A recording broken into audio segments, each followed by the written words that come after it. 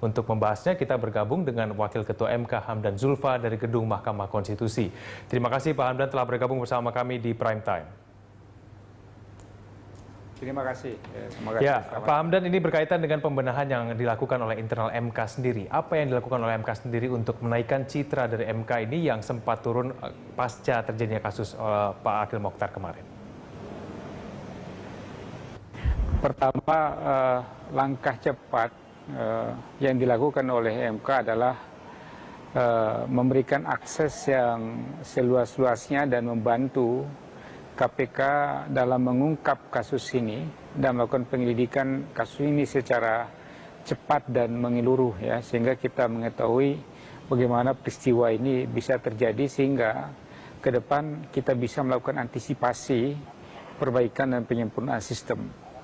Jadi itu yang pertama. Oleh karena itu kami tegaskan bahwa Hakim Konstitusi, 2 orang hari ini dimintai keterangan oleh KPK dan kami memberikan akses dan membantu sepenuhnya KPK untuk mendengarkan keterangan dari Hakim Konstitusi dan mengungkap kasus ini secara tuntas. Itu yang pertama. Kemudian yang kedua, secara etik, Mahkamah Konstitusi pada saat itu juga peristiwa itu terjadi membentuk Majelis Kehormatan Mahkamah, juga dalam rangka untuk melihat aspek-aspek etik dan perilaku dari hakim yang hasilnya atau output dari Majelis Kehormatan Mahkamah itu adalah memberikan sanksi yang paling berat adalah pemberhentian dengan hormat. Akan tetapi lebih dari itu, kami ingin memetik hikmah apa-apa yang terungkap dari Majelis Kehormatan itu juga dalam rangka perbaikan yang ke depan terhadap internal mahkamah. Kemudian yang ketiga, 2 hari setelah peristiwa ini terjadi, untuk membentuk Majelis Etik atau yang sekarang kami perbaiki namanya menjadi Dewan Etik. Nah, Dewan Etik ini adalah semacam organ independen yang terdiri dari para tokoh-tokoh senior, baik dari akademisi, tokoh masyarakat, maupun mantan hakim yang dikenal kredibilitas dan integritasnya yang baik, sehingga bisa secara terus-menerus melakukan pengawasan atau melihat perilaku yang melanggar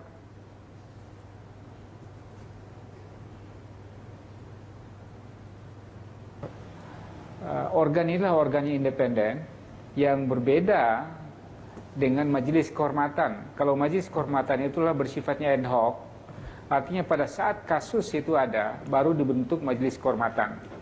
Nah, peran dari Majelis Dewan Etik ini adalah mengumpulkan informasi, laporan-laporan dari masyarakat tentang perilaku hakim, dan kalau ditemukan pelanggaran berat dari hasil informasi dan penyelidikan yang dilakukan oleh Dewan Etik, bisa merekomendasikan untuk membentuk Majelis Kehormatan. Nah, ketika itulah Majelis Kehormatan itu akan dibentuk. Oleh karena itu, Dewan Etik ini adalah yang secara day to day melihat dan mengawasi perilaku hakim, tapi yang memberikan sanksi pemberhentian misalnya kalau ada pelanggaran etik yang berat, itu dilakukan oleh Majelis Kehormatan Mahkamah yang sekarang diatur dalam Undang-Undang Mahkamah Konstitusi. Nah, kalau Dewan Etik belum ada dalam Undang-Undang, karena itulah salah satu yang dipikirkan oleh MK adalah membentuk Dewan Etik itu. Kemudian yang ketiga, Ya, Pak Hamdan, ini saya akan bertanya dulu mengenai Majelis Kehormatan yang saat ini sudah bekerja. Dan yang ingin saya tanyakan adalah sampai sejauh ini bagaimana perkembangan terbaru dan apa saja yang sudah dilakukan oleh Majelis Kehormatan ini dalam mengungkap kasus pelanggaran kode etik yang mungkin menimpa Pak Akil Mokhtar. Saya tidak tahu karena belum ada laporan, karena posisi Majelis Kehormatan ini adalah independen, yang tidak bisa sedikit pun diintervensi oleh ketua mahkamah atau oleh pleno hakim konstitusi. Karena itu mereka akan melapor kepada mahkamah atau pleno hakim konstitusi setelah selesai pelaksanaan sidang-sidang yang dilakukan oleh majelis kehormatan. Karena itu bagaimana perkembangan yang paling akhir saya juga tidak tahu. Baik, Pak Hamdan, Anda tadi juga menyebutkan bahwa akan segera dibentuk ini majelis etik, dan pertanyaan saya, apabila nanti kalau majelis etik ini menemukan adanya pelanggaran yang dilakukan oleh Hakim Konstitusi, apakah majelis etik ini berhak untuk membuat keputusan tersebut ditinjau kembali? Iya, betul. Putusan majelis etik antara lain, satu, bisa melakukan teguran tertulis, ya, ini yang kita rumuskan, bisa melakukan teguran lisan, bisa melakukan teguran tertulis. Kemudian yang ketiga, bisa merekomendasikan pembentukan majelis kehormatan kalau itu pelanggarannya sudah menyangkut pelanggaran berat. Bisakah itu membatalkan keputusan yang sudah diputuskan oleh Hakim MK, Pak Hamdan? Oh tidak, ini tidak ada kaitannya dengan putusan Hakim MK. Yang sekarang ini sudah berjalan, itu selesai dan berjalan saja. Tapi ini adalah penataan ke depan. Nah, jadi tidak ada urusannya dengan kasus yang sedang terjadi, tetapi karena kasus terjadi itu membuat kita berpikir untuk membentuk Dewan Etik itu yang berlakunya ke depan. Gitu. Ya, lalu kira-kira kapan Pak Hamdan ini akan terbentuk dan siapa saja yang akan memilih anggota dari Dewan Etik ini? Mudah-mudahan peraturan Mahkamah Konstitusinya selesai di akhir minggu ini atau di minggu depan. Dan dalam aturan itu akan juga dibuat bagaimana mekanisme rekrutmen daripada anggota Dewan Etik ini. Yang kami pikirkan atau dalam draft itu Dewan Etik ini adalah pertama dari mantan Hakim Konstitusi, kemudian yang kedua adalah tokoh senior di bidang akademisi yang dikenal kredibel dalam integritasnya. Kemudian tokoh masyarakat juga yang kredibel dan dikenal luas integritasnya sehingga betul-betul tidak diragukan dan menjadi tumpuan harapan masyarakat dan juga Hakim MK untuk mengawasi dirinya gitu. Oke, baik Pak Hamdan, nanti kita lanjutkan lagi dialog kita di segmen berikutnya. Prime Time akan segera kembali. Kita akan tampilkan 5 langkah penyelamatan MK yang disampaikan oleh Presiden SBY.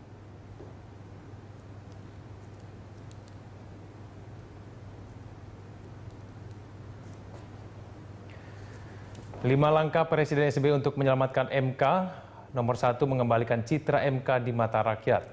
2, penegakan hukum oleh KPK dipercepat dan konklusif. Nomor 3, membuat perpu soal seleksi hakim MK.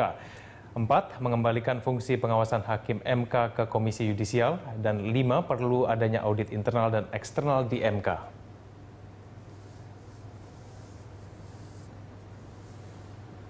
Baik, kita lanjutkan dialog kita dan masih bersama dengan kita Wakil Ketua MK Pak Hamdan Zulfa. Pak Hamdan Zulfa, Presiden SBY sudah menyampaikan 5 butir untuk menyelamatkan MK. Menurut Anda, apakah 5 butir yang disampaikan oleh Presiden SBY ini efektif bisa menyelamatkan citra MK saat ini? Ya, kami dari Mahkamah Konstitusi sangat menghargai langkah-langkah yang dipikirkan oleh Presiden dalam mengembalikan citra MK.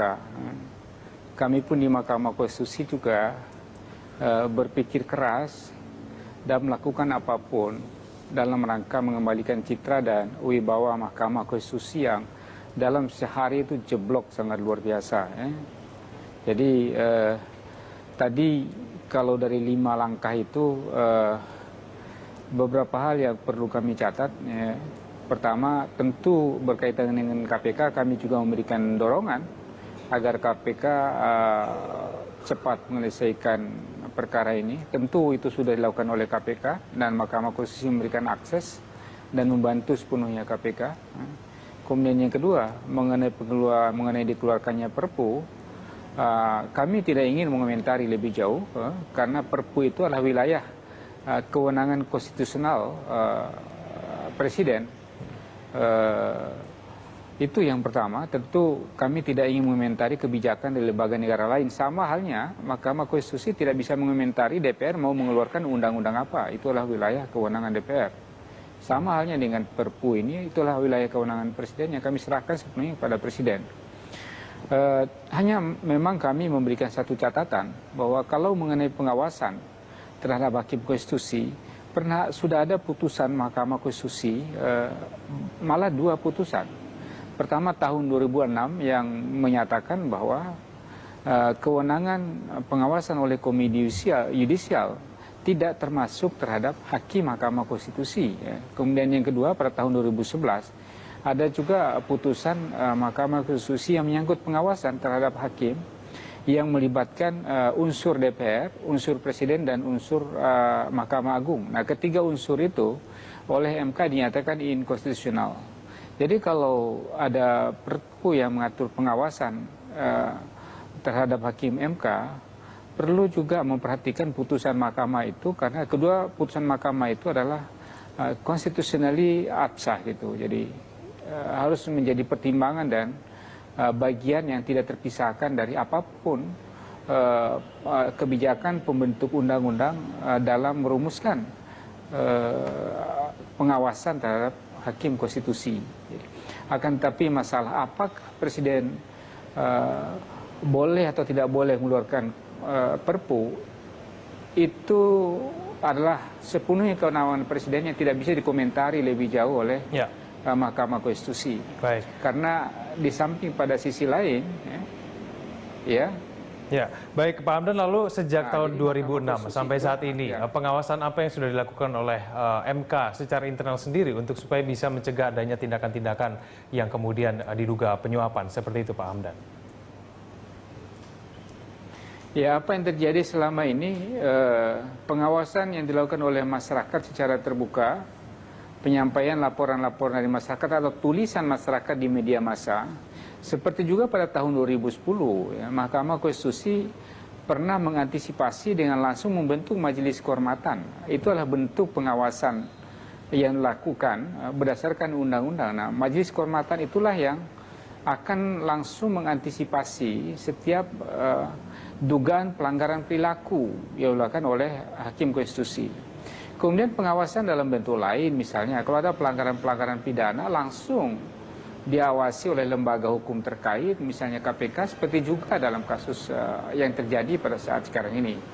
Jadi pengawasan itu menjadi perdebatan apakah harus ada pengawasan oleh sebuah institusi, ataukah organ tertentu, ataukah oleh masyarakat. Itu menjadi perdebatan yang banyak mengemuka dalam masyarakat. Baik, tetapi saya ingin menegaskan bahwa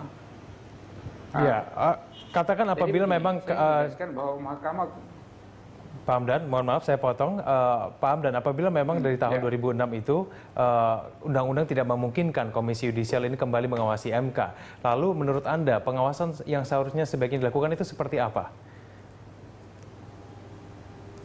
Ya, itu tadi saya katakan oleh masyarakat langsung. Masyarakat, setiap orang boleh melapor apa yang terjadi di sini, dan Mahkamah Konstitusi cepat merespon. Salah satu contoh itu pada tahun 2010 ada tulisan yang menggemparkan yang mengharuskan Mahkamah membentuk majelis kehormatan. Itulah bentuk pengawasan masyarakat secara langsung.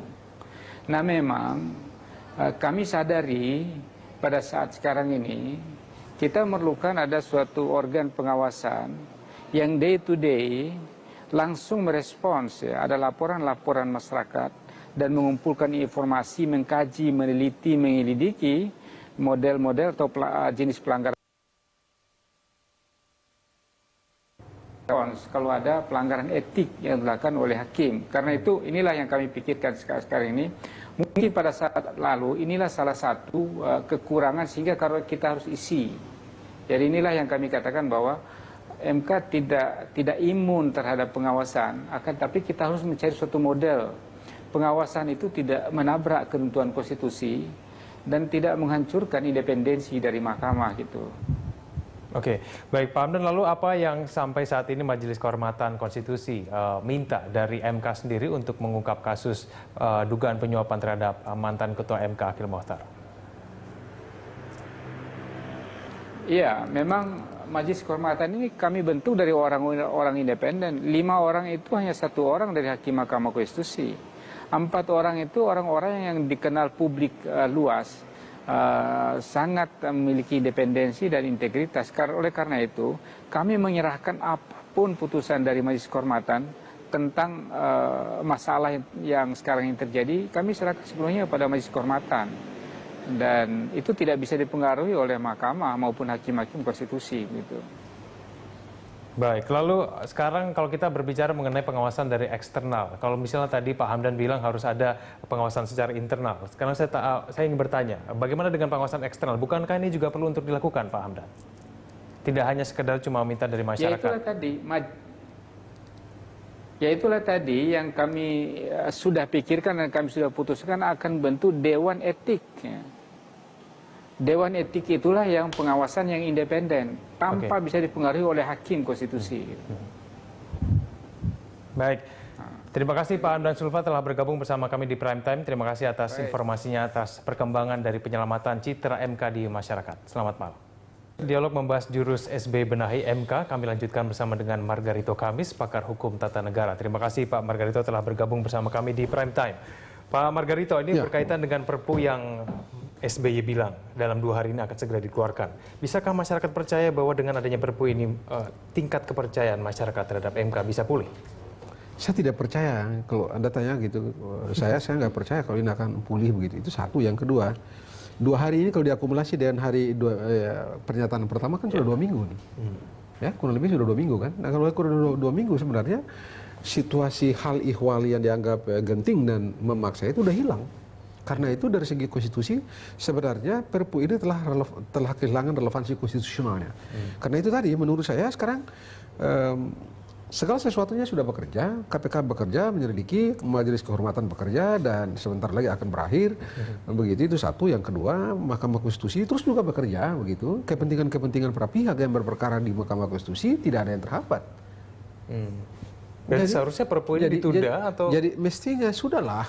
Bahwa ada kekurangan-kekurangan di undang-undang MK, iya. Tidak ada pengawasan, iya, begitu ya. Tetapi karena sekarang segala sesuatunya sudah bekerja, maka tadi saya bilang keadaan itu menghilangkan hal ihwal kegentingan yang memaksa. Oleh karena itu tadi saya katakan bahwa Perpu ini sebenarnya sudah kehilangan relevansi konstitusionalnya. Tapi kan ada poin-poin juga yang saya setuju begitu ya. Saya setuju, dan itu kan bisa saja diatur melalui undang-undang. Ubah saja undang-undang Mahkamah Konstitusi dan melewati prosedur yang biasa, begitu ya. Bahkan kalau misalnya pengawasan yang menjadi angle strong point dalam Perpu itu, menurut saya dengan atau tanpa Perpu itu, menurut saya KMK dapat memprakarsai, membentuk, dalam istilah saya kalau tidak salah di tempat ini saya bilang terserahlah apakah itu disebut Dewan Pengawas Mahkamah Konstitusi atau Majelis Pengawas Mahkamah Konstitusi. Majelis itu permanen bekerja dan day by day kerjanya menerima laporan, pengaduan, melakukan verifikasi, melakukan sidang, macam-macam. Oke, tapi tadi di dialog kami sebelumnya dengan Wakil Ketua MK sudah menyebutkan mereka akan membentuk Dewan Etik. Dewan Etik ini nanti terdiri dari orang dari luar. Ini akan mengawasi MK. Nah, persis seperti kalau tidak salah saya ngomong di berita satu gitu, persis gitu. Waktu itu ada yang challenge saya, bagaimana nanti? Saya bilang gampang kok. Cari aja orang-orang independen di luar, orang-orang yang terkenal wawasan keadilannya, wawasan integritasnya, wawasan kenegarawanannya dan lain-lain itu, dan kita masih memiliki orang-orang seperti itu. Saya pada waktu itu menyebut misalnya orang-orang seperti Profesor Jimli, Adnan Buyung, begitu ya, Erman Jaguku dan beberapa yang lain-lain. Itu tentu saja dari saya begitu. Nah, orang-orang ini menurut saya tidak ada alasan untuk meragukan kredibilitas etik mereka, kredibilitas otak mereka, kredibilitas hati mereka. Dan pantas menurut saya orang selevel ini menjadi pengawas terhadap para negarawan yang ada di Mahkamah Konstitusi itu. Oke, Pak Margarito, apabila menurut Anda ini mereka efektif untuk mengawasi MK, lalu pertanyaan saya kemudian apakah selama ini KY yang melakukan pengawasan tidak pantas? KY tidak bisa. Kita begini, kita harus hati-hati ya. Kita harus hati-hati menyelesaikan atau membenahi Mahkamah Konstitusi ini. Satu hal, KY saya mesti mengatakan dengan segala hormat saya misalnya kepada Presiden, gitu. Andai kata beliau memiliki pikiran menghidupkan KY, saya ingin mengingatkan beliau bahwa jalan pikiran itu keliru secara konstitusional. Mengapa? Tahun 2006 itu sudah dinyatakan oleh Mahkamah Konstitusi sendiri melalui uji material terhadap Undang-Undang 24/2003 tentang Mahkamah Konstitusi 2000 tentang Komisi Yudisial dan Mahkamah Konstitusi dalam putusannya menyatakan bahwa KY tidak dapat mengawasi Mahkamah Konstitusi dan atau Mahkamah Konstitusi bukan objek pengawasan dari KY. Pertanyaannya adalah pasal 24B dan pasal 24C yang menjadi sandaran lahirnya putusan Mahkamah Konstitusi sampai jam ini nggak berubah. Nah, sekarang bagaimana caranya kita memunculkan hukum lain dengan sandaran yang sama untuk keadaan yang sama? Oke, itu nanti akan pertanyaan yang akan harus kita jawab di segmen berikutnya, Pak Margarito. Kami akan segera kembali. Pak Margarito, apabila Anda menyebutkan Presiden salah kalau mengembalikan fungsi KY untuk mengawasi MK, lalu cara apa yang efektif untuk mengawasi MK? Kan selama ini tidak ada yang mengawasi. Iya, selama ini memang tidak ada yang mengawasi, saya setuju begitu ya. Dan karena itu kita mengatakan bahwa sekarang ada urgensi, ada kepentingan untuk atau ada kebutuhan untuk mengawasi mengawasi Mahkamah Konstitusi. Nah, tetapi kepentingan itu atau kebutuhan itu tidak bisa kita wujudkan secara sembrono. Nah, begitu. Nah, oleh karena itu maka kita mesti menemukan cara yang elok secara konstitusional. Nah, menurut saya cara yang elok secara konstitusional adalah tidak menghidupkan Komisi Yudisial lagi. Oleh karena pasal-pasal jadikan sandaran mengatakan Komisi Yudisial tidak punya wewenang mengawasi Mahkamah Konstitusi itu tidak berubah sampai sekarang. Maka menurut saya elok dan manis andai kita bentuk, dan siapa yang bentuk? Mahkamah Konstitusi dapat memprakarsai pembentukan komisi itu. Apakah kita menyebut komisi pengawas? Apakah kita mau menyebut Dewan Pengawas Hakim Konstitusi atau Dewan Etik Mahkamah Konstitusi atau Majelis Etik Mahkamah Konstitusi? Tidak ada soal. Tetapi strong pointnya, ada konstitusional pointnya adalah bukan Komisi Yudisial. Oke, ini semacam lembaga independen kalau gitu Pak Margarito. Ya, semacam lembaga independen dan orang-orang yang independen. Kewenangannya sekuat apa untuk bisa diberikan begitu. Diberikan. Apakah sampai bisa membatalkan keputusan dari MK? Oh, tentu saja tidak bisa. Tidak bisa. Dan dewan yang kita maksudkan atau bahkan komisi yudisial sendiri tidak bisa masuk pada putusan. Kalau mimpi kita mengecek mengecek putusan gitu ya, komisi yudisial nggak bisa. Dia hanya mengawasi perilaku, sama seperti dewan yang kita bayangkan sekarang atau majelis yang kita bayangkan. Tidak bisa komisi yudisial itu mengawasi atau masuk sampai pada putusan gitu ya. Itu malah salahnya double-double lagi gitu. Ya Pak Margarito, ini berikut kami tampilkan, ini ada pernyataan dari salah satu anggota DPR dari Komisi 3 fraksi Gerindra, Martin Huta Barat. Pak Martin menyatakan salah satu syarat yang perlu diterapkan dalam seleksi calon hakim MK tidak boleh dipilih dari orang partai. Sedikit-sedikitnya 20 tahun sebelum dicalonkan sebagai hakim MK tidak pernah terekam jejaknya sebagai aktivis partai. Tadi kita berbicara mengenai pengawasan. Nah sekarang kalau ini bagaimana? Kalau ini pop aja ini.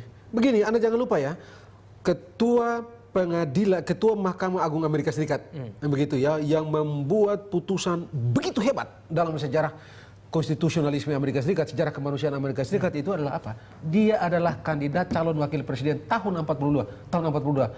Dia bertanding melawan Truman. Dan lalu dia menjadi gubernur di salah satu negara bagian, dan dia adalah aktivis partai politik. Tapi apa? Ketika dia diangkat oleh Eisenhower menjadi hakim konstitusi, dia membuat keputusan yang tiada dua indahnya bagi kemanusiaan. Jadi menurut Anda tidak ada hubungannya? Tidak ada hubungannya. Ini tidak ada hubungannya. Anda coba kalau kita bermain logika nih. Sekarang bagaimana Anda menjelaskan pada saya atau materi itu menjelaskan kepada saya korupsi atau kelakuan-kelakuan busuk yang terjadi di peradilan umum? Bagaimana coba menjelaskan? Politisi kah mereka? Politikus kah mereka?